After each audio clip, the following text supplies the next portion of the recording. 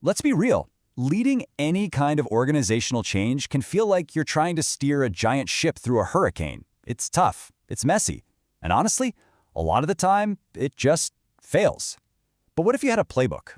A guide that wasn't just about managing the project, but about actually leading your people. Well, that's exactly what we're digging into today. You've probably heard this number thrown around, and it's pretty staggering.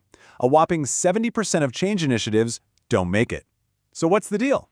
What's the secret ingredient that the successful 30% have figured out? Well, the answer is actually incredibly simple, but it's something we manage to forget all the time. And there it is. That's the fatal flaw. We get so caught up in making these beautiful, detailed project plans and spreadsheets, but we completely forget that change doesn't happen in a document. It happens one person at a time. The real work isn't managing a checklist. It's about inspiring and empowering the actual human beings who have to make this transformation happen. So let's just reframe this whole thing. Successful change is not about ticking boxes. Think of it more like guiding your team on an epic journey from a place that's comfortable and familiar to a future that's new and ambitious. And as a leader, your job is to be their guide. You're the one with the map.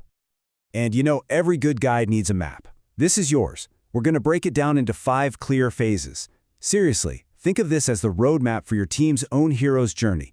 It gives them a clear path through all the uncertainty that comes with change. So here's how it unfolds. First, you start with assessment and planning. You got to know the terrain, right?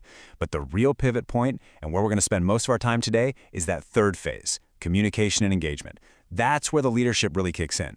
After that, you implement, and then you monitor and evaluate to make sure it all sticks. Each step builds on the last, so you've got a really solid foundation. Okay, this brings us to phase 3, which is, I would argue, the most important part of the whole shebang. You've got your plan, you've got your map. Now, how do you get everyone on board? How do you turn your employees from people just watching this happen into the actual heroes of the story? Before you even think about sending out an email, you have to stop and ask yourself 2 absolutely fundamental questions. First, are they motivated? Do they get the why behind this? Do they actually believe in where we're going? And second, are they equipped? Do they have the skills, the tools, the confidence to actually do this? Your entire strategy has to be built to get a loud, clear yes to both of those questions. So here's how you do it. This is a powerful way to structure your narrative. First, you share a vision that's actually exciting. Then, you tell a story that connects where you've been to where you're going. But step 3 is the secret sauce. You make your employees the heroes of that story. This isn't something that's happening to them, it's happening because of them. And finally, you chart the path, showing them exactly how you're all going to win together. All right, so you've motivated your team. They're fired up, they're the heroes of the story. Awesome. But even heroes need the right tools to succeed, right? This brings us back to that second crucial question. Are they equipped? This is where we shift from just inspiration to actual enablement. Training is not some nice-to-have item on a checklist. It's the bridge. It's literally the bridge that gets your people from the old way of doing things to the new way. It smooths things out, it builds their confidence, and it's a huge investment in making sure the change actually works. And look, good training has to be human-centered. That means using flexible formats that meet people where they are. It means giving them a real person, a point person they can go to with questions. And maybe most important of all, it means taking it slow. People absorb things at different speeds, and respecting that is the key to making sure everyone makes it to the finish line ready to go. Okay, you've motivated them, you've equipped them, the plan is implemented. High fives all around, we're done, right? Well, not so fast. The final phase is all about making sure this new world you've built together is actually going to last. So, what do we mean by sustainability?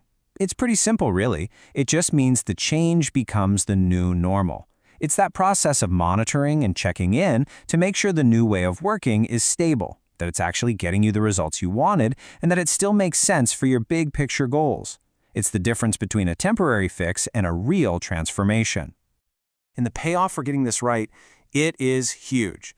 You don't just get the shiny new process, you get better financial performance. You get higher employee retention because people feel invested in. You get better skills across your entire team. You get stronger risk management. It just proves that leading the people isn't the soft stuff. It's the stuff that drives hard, tangible business results. So, if you only take one thing away from all this, let it be this. A great plan is your map. It's absolutely essential. But it's just ink on paper. It's empowering your people that actually completes the journey. They're the ones who have to walk the path. Your job is to lead them. And that really brings us to today and to the future. With massive shifts like AI completely reshaping how we work, change is just getting faster. These principles, this idea of human-centered leadership, well, it's more important than ever. So the real question isn't if the next big journey is coming. It's how are you going to adapt your playbook to lead it?